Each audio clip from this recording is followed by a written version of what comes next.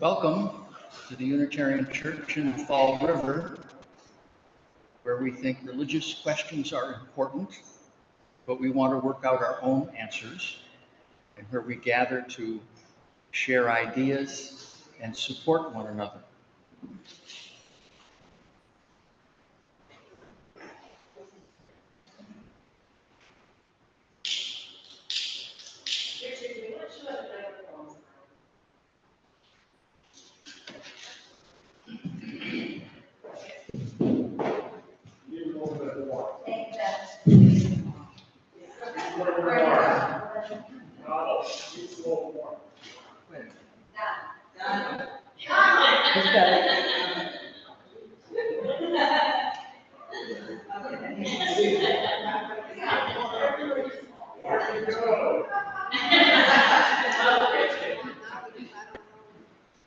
You see it, the first one way over to the right?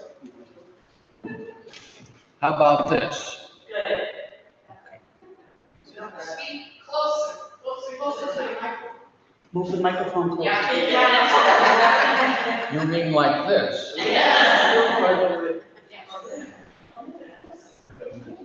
I can't. Raise it within the inch.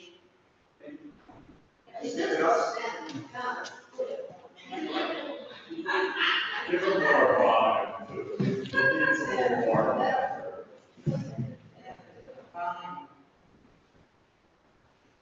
We're all hard of hearing. Here it goes. Here it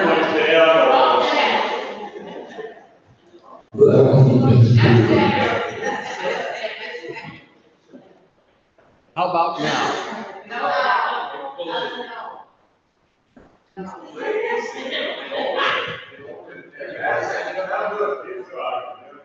How about now? Not good?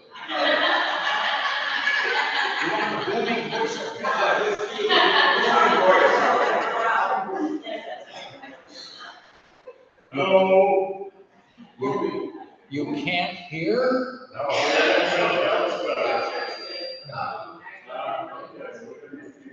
Right, now talk.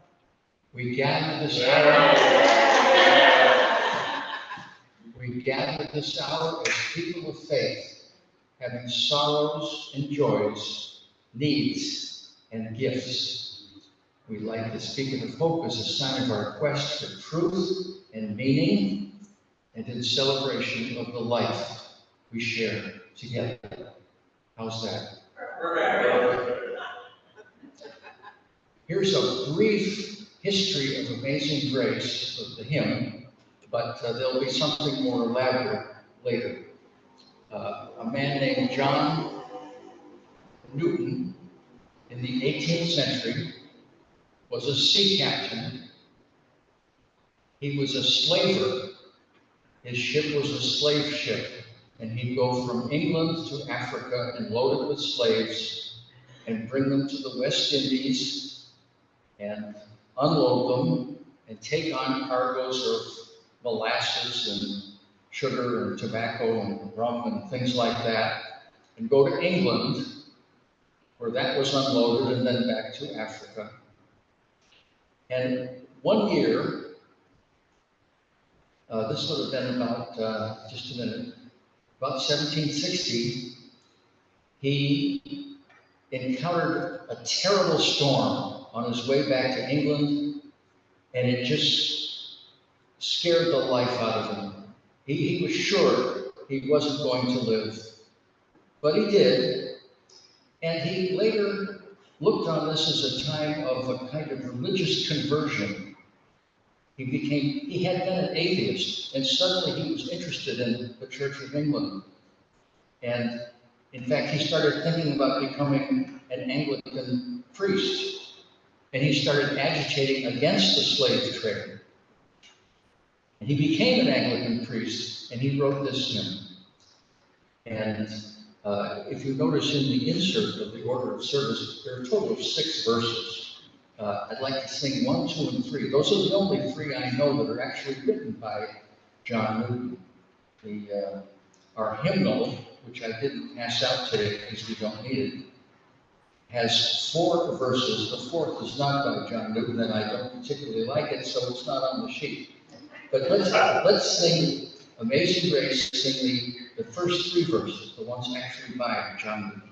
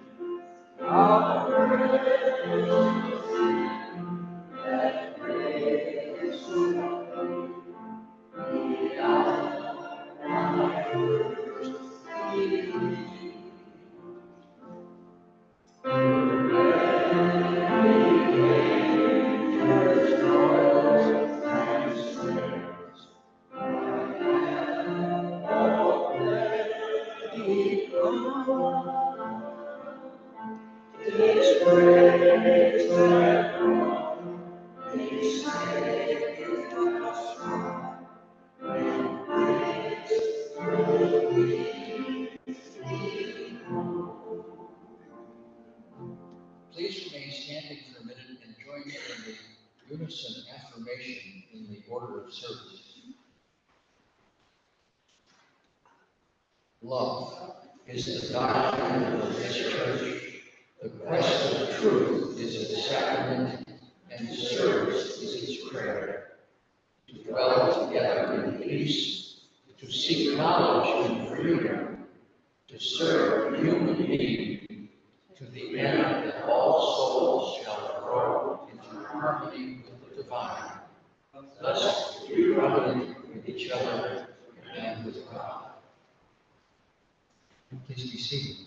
Are there announcements? Donald will bring you the mic if you have an announcement to make. The Course in Miracles continues to do miraculous things, including inspire this image. That's every Friday night, 6 a.m. The leaders include Trudeau, one of the professors of that, and astronomy at Colonial College. The Mass, and Minister, Al, who is the former executive director of the Star Wars program in the Pentagon. And David Reagan, when they left the retired secretary in, was truly seventh generation pastor, person ordained before God, of the church of the world. And what's the rest of the time? I'm all good.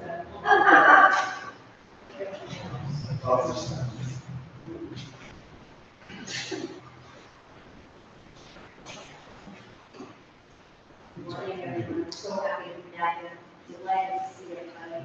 So my name is Kit, and I'm the one who puts together the ministers for our worship services. And we are, next week, Henry will be here. He's been here a couple times already, so we'll get to recognize him a little more, so he gets up times this year. And these are actually booked into March. So if we'd like to see the schedule for the year, come and take a look at it.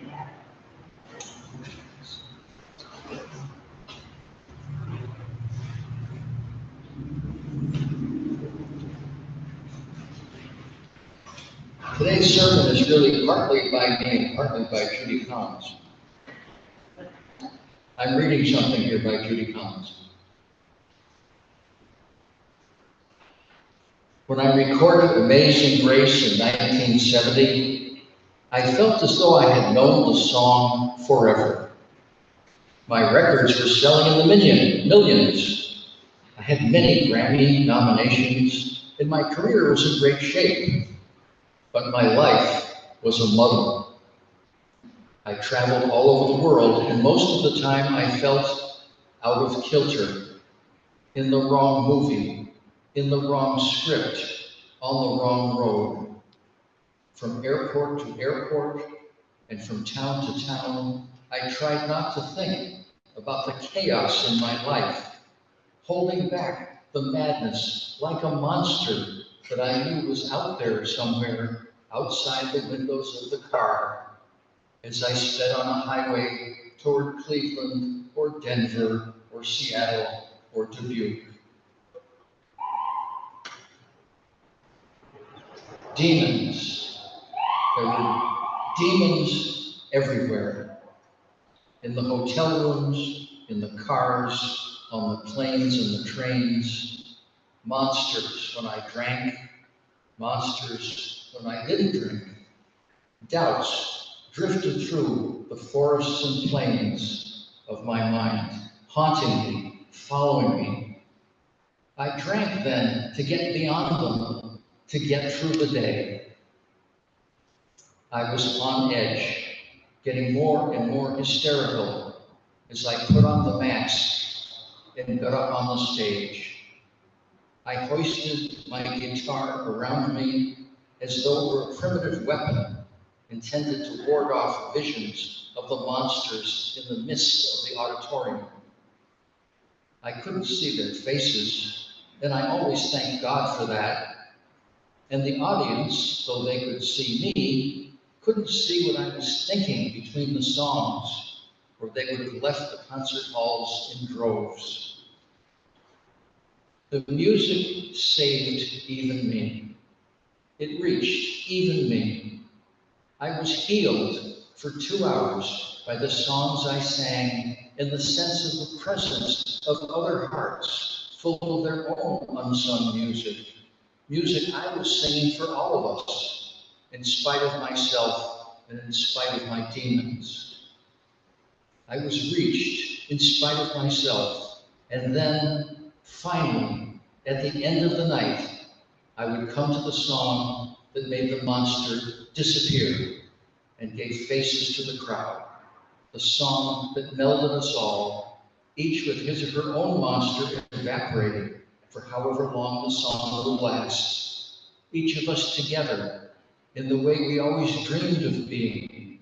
Me on the stage, them out there in the auditorium with their hopes and their dreams. As our voices rose together, we were, each one of us, touched with amazing grace. With that grace, I could get off the stage, find a little relief to get me through the night before I had to start it all again the next morning. And here's that recording.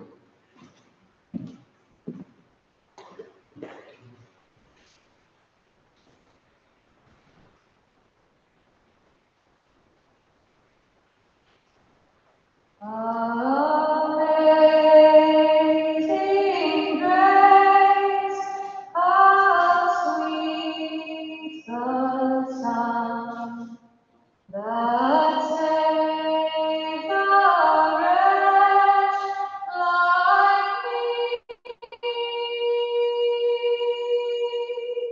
I once was lost, but now I'm found. Was blind, but now I see.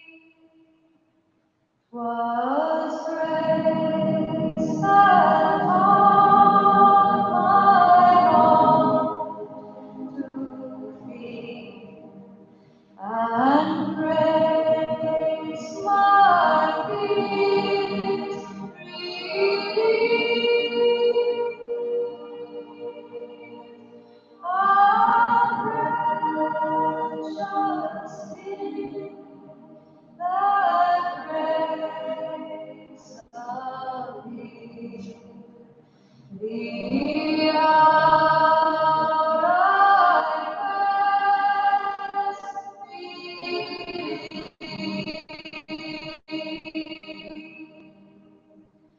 Through many dangers, toils, and snares, we have already found. 'Twas grace that brought us safe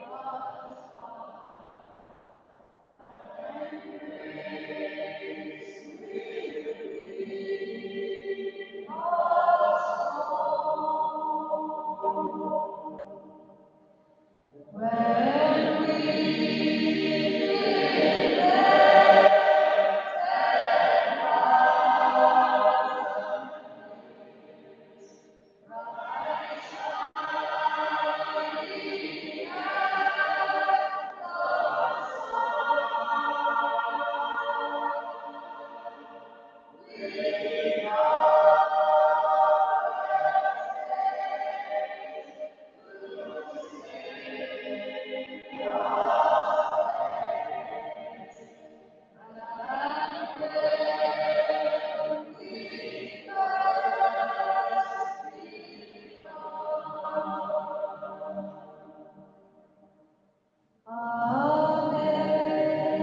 amazing grace, how sweet the sound that saved a wretch like me.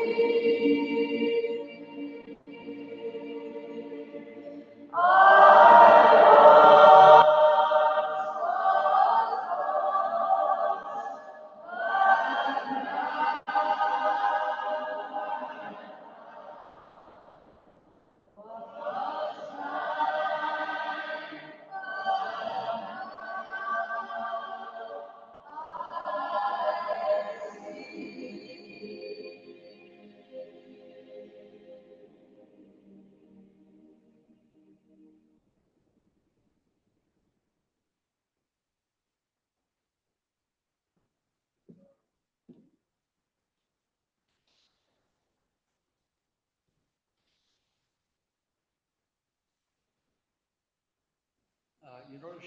Did you notice she changed some of the words? Many new verses of Amazing Grace have been written, and two of them that are kind of stark and kind of meditative are the ones I call 4 and 5 at the reverse of the insert. I don't know who wrote them, but I'd like to sing them together with you to end this part of the service.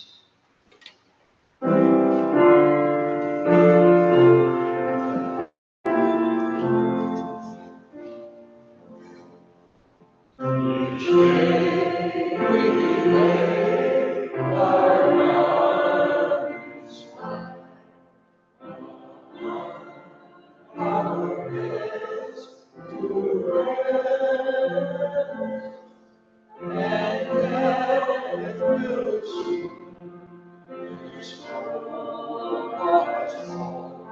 But we now possess. The earth shall soon dissolve like snow, the sun forbear to shine,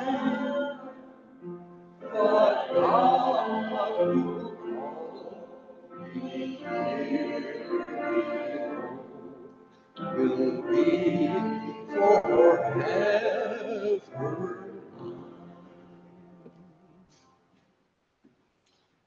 They're not only different words to Amazing Grace, they're different tunes. Well, there are variations, let's put it that way. Bill Moyers, years ago, did a show devoted to Amazing Grace, and during the show, he showed an old black man, patriarch of a big family, at a barbecue. It was Dewey Williams' birthday barbecue. And the old man sang Amazing Grace in a way I have never heard it before.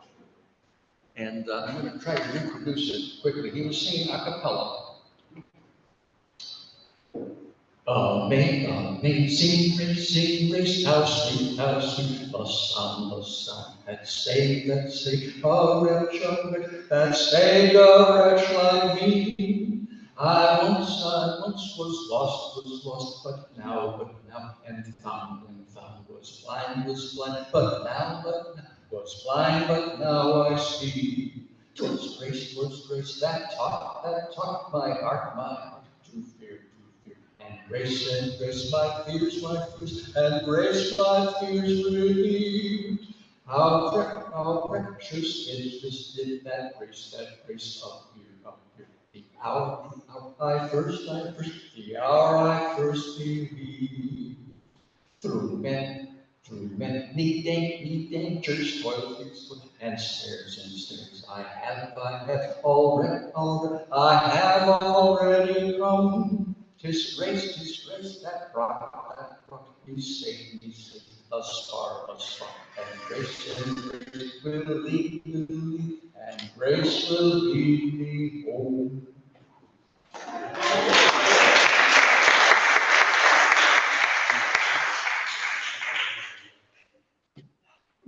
When I was in my early 20s, I realized that I had to take my childhood religion apart.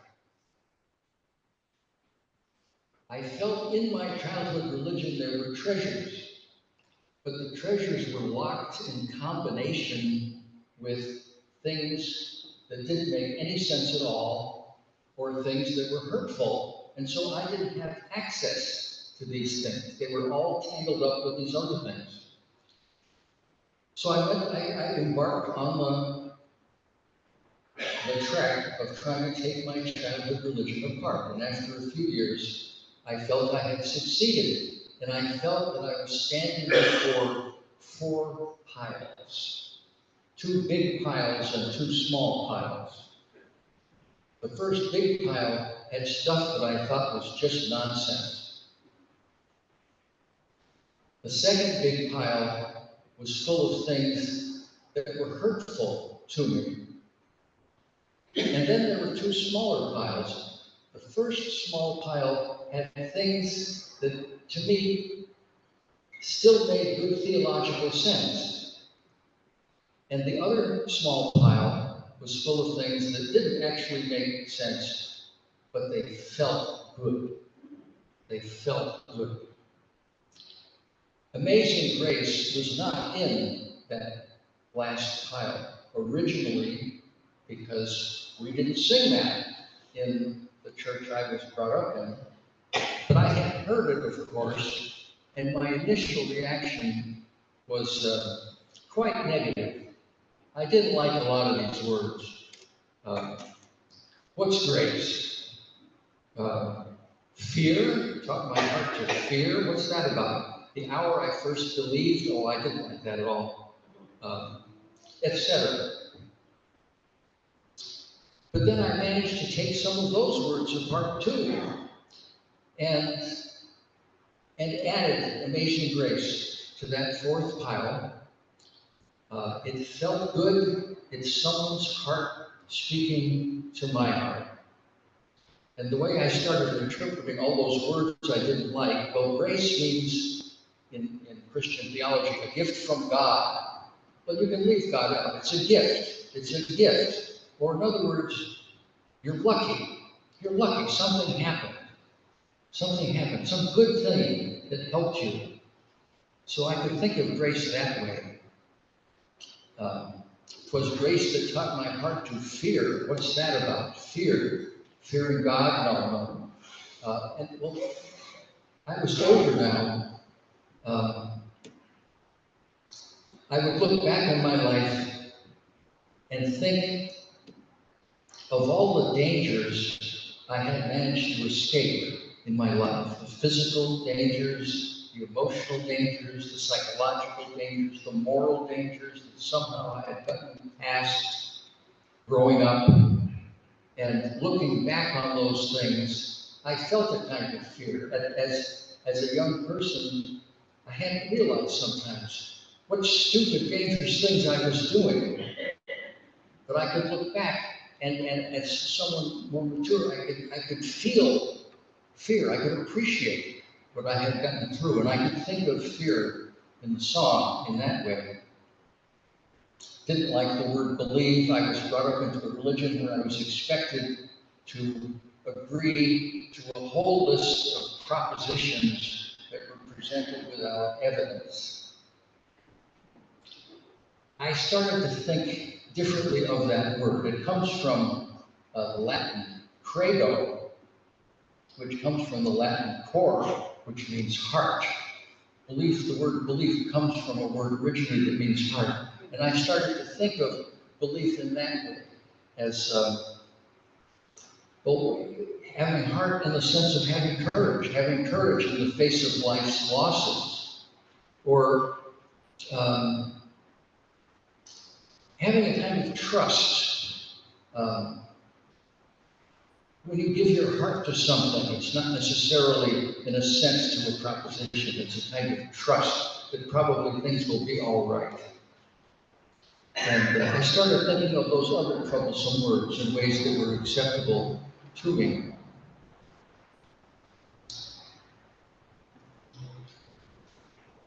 When I first heard the story of Amazing Grace, I thought it was about one of these lightning fast conversions that certain fundamentalist and evangelical Christians talk about. And when I learned a little more about the history, I realized that wasn't true at all.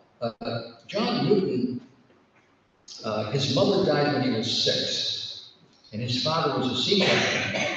So, beginning at age 6, he was without either parent for long periods of time. But finally, at 11, he went to sea with his father.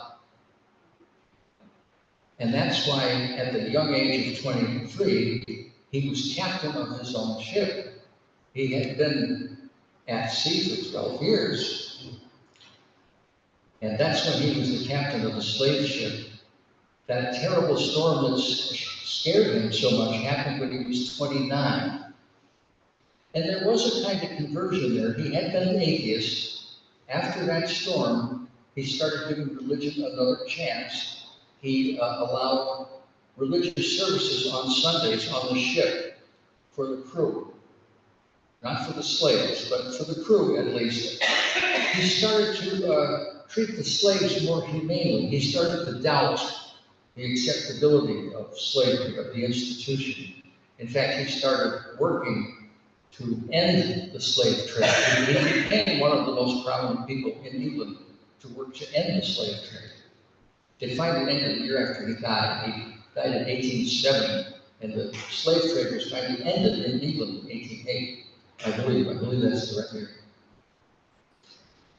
He started attending Anglican church services. Well, he took a land job in Liverpool to get himself out of the slave trade altogether. He was working in Liverpool, just checking cargoes of ships that arrived and left. He started studying for the Anglican ministry, and at 39, he did become an Anglican priest. But it wasn't until his mid-50s, so this is 25 years after the storm, that's when he wrote Amazing Grace. So it wasn't one of these quick conversions. It was a long process. And I'm much more comfortable with the idea of religious conversion if I think of it as a long process, as a transformation that comes inch by inch over a long time with a lot of struggle and backsliding.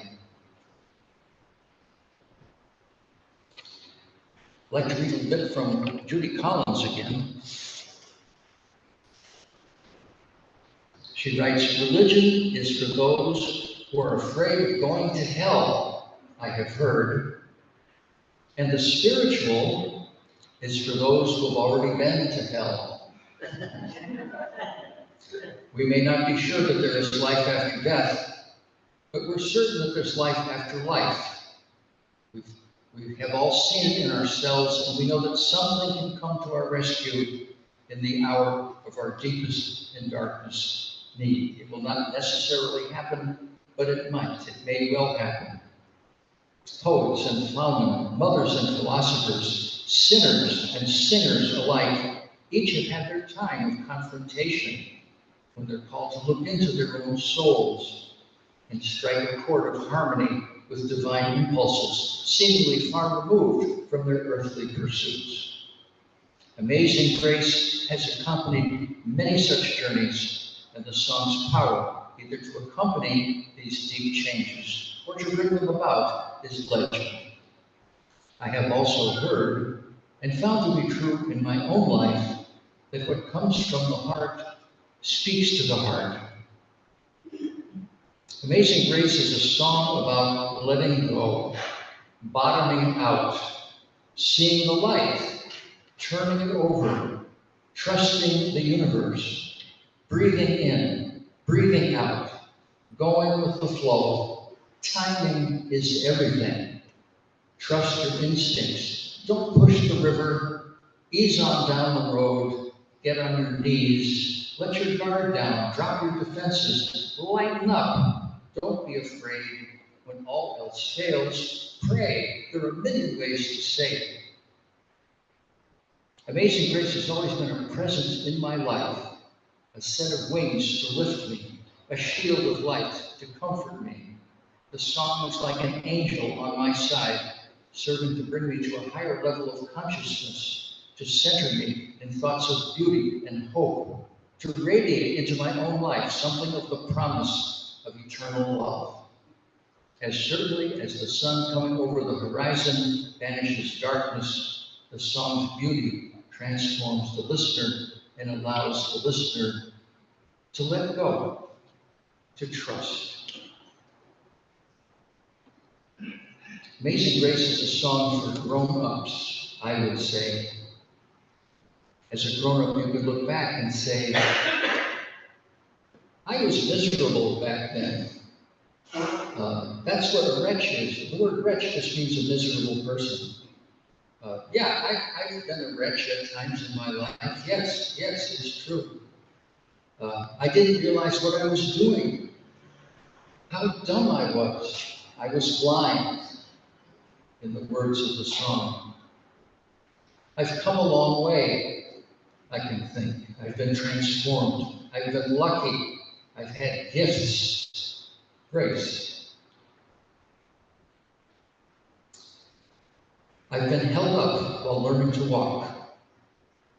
The song can come over us like a warm breeze, and sometimes our tears will begin to flow, and we can't explain why.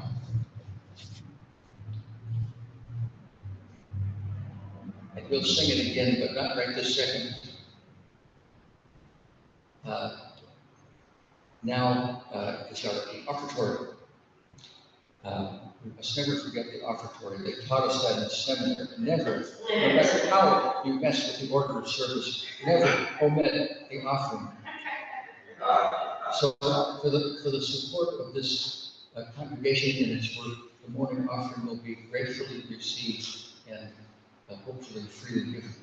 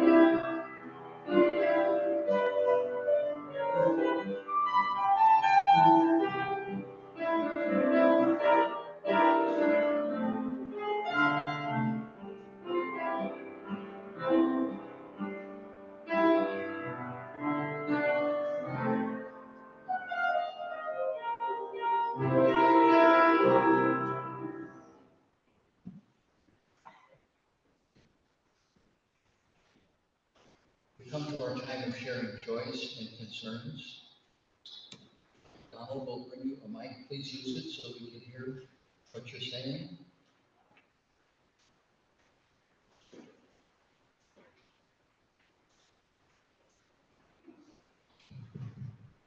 Good morning. So happy to be back. And most of you know I missed the last service in June this year because my mother had a heart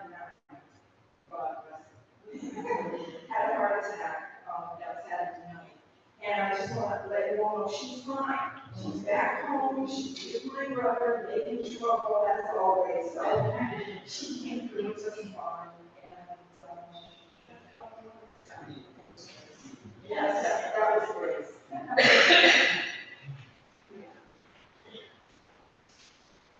So I just wanted to let everybody know that Deborah sent me a text yesterday in Florence that she really wanted to be here today, but she had a family event yesterday that she knew exhausted her. So she's sleeping in this morning, but she'll be here next week.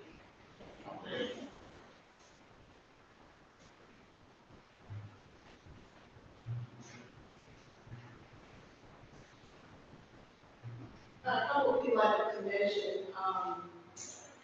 there's a fellow we see every Sunday morning, and 100 people on our way out here who has gone through a really hard time with his life. Alice, so Dr. Alice. Also another friend of ours who recently had a granddaughter on with multiple health issues, so Carol. And also just a little explanation that box over there, but in the box has little baklava things in it that come to us from Egypt. My literacy student went home for the first time in like 8 years to visit her family in Egypt. And she brought that box of cookies home for Jim because she knows he likes cookies. I'm willing to share. Share.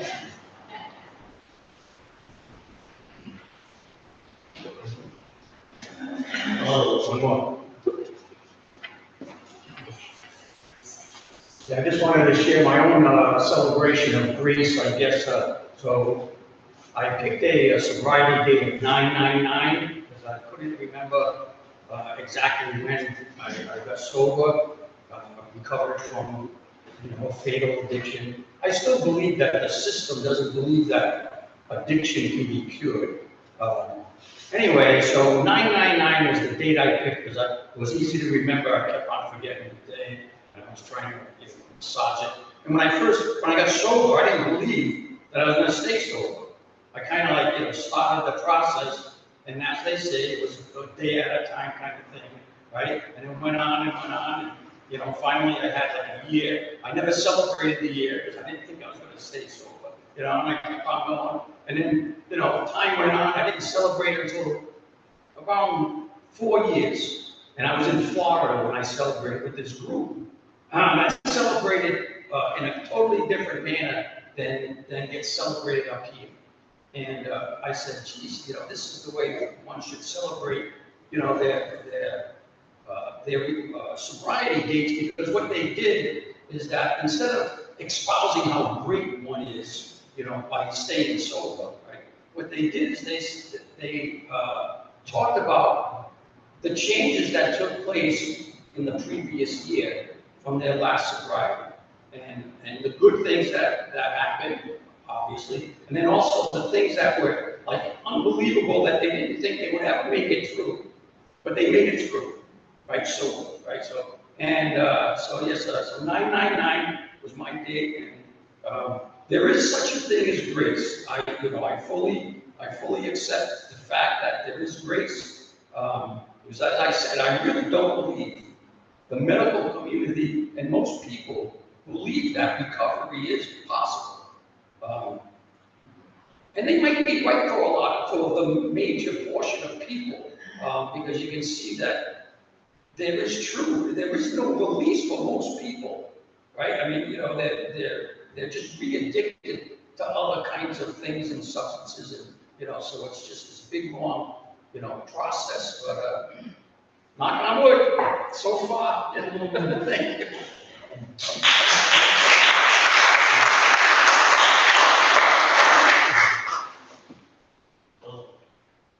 And let's remember that we all of us have a little. Yeah. Oh, Well, I just want to thank everyone who reached out to me during this past hiatus from church. My partner and friend for 40 years, Juan Santos, passed on August 21st. Many of you shared with me some time, and notes, and cards, and good wishes. A long battle with Parkinson's disease and cancer survivor. Juan had his bumps along his path, but joyfully he's entered onto a peaceful place, I'm sure. I do want you all to pencil in on October 15th, which would have been Juan's 69th birthday. I generally have a gathering at summer house that I have. And another joy I have is that I have a P&S agreement, and the house I'll be bidding farewell to in October. So the October 15th event will be a celebration of farewell. So mark your calendar and figure out what you're bringing. Potluck. I do hot dogs and burgers on the grill, and you all will bring something to share. And thank you all for your support.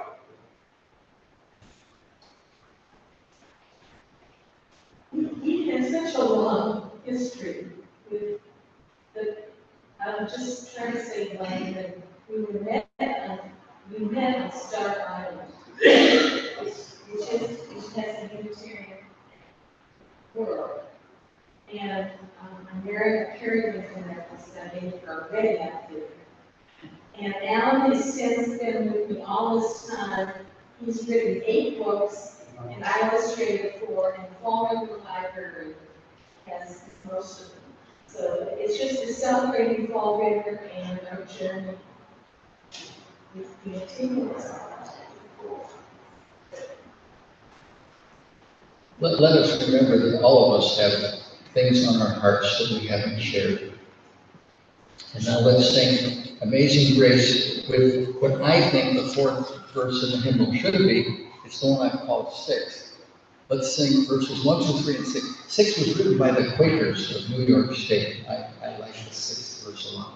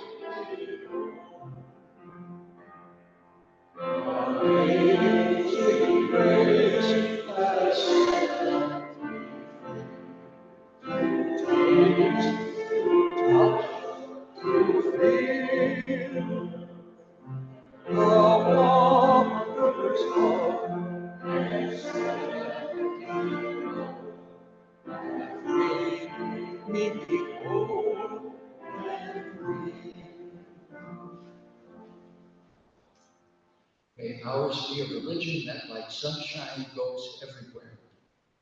Its temple, all space, its shrine, the good heart, its creed, all truth, its ritual, works of love.